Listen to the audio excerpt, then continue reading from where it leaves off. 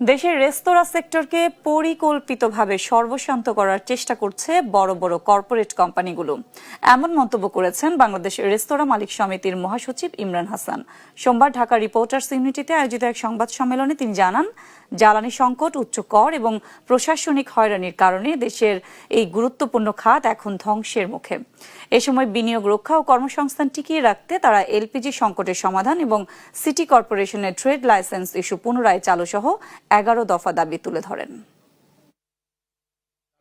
রেস্তোরাঁ খাত ব্যবসায়ীদের অভিযোগ, জ্বালানি সংকট, উচ্চ কর হার আর প্রশাসনিক হয়রানি সহ নানা সংকটে জর্জরিত তারা।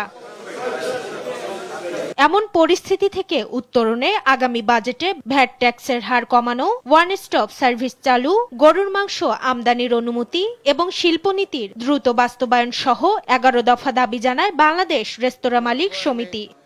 আমরা আকস্মিকভাবে সংবাদ সম্মেলনে সংগঠনের মহাসচিব ইমরান হাসান অভিযোগ করেন, রেস্তোরাঁ সেক্টরকে পরিকল্পিতভাবে সর্বশান্ত করার চেষ্টা করছে বড় বড় কর্পোরেট কোম্পানিগুলো।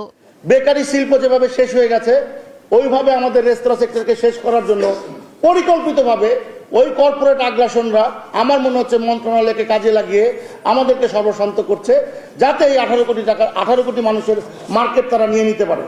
বিভিন্নভাবে তারা আমাদেরকে প্রশ্নবিদ্ধ করছে।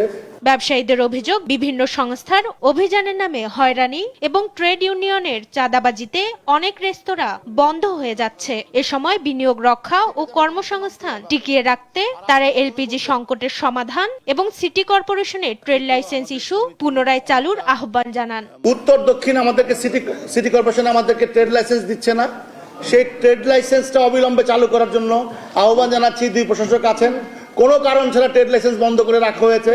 এই ট্রেড লাইসেন্সের নামে বিরাট বাণিজ্য চলছে।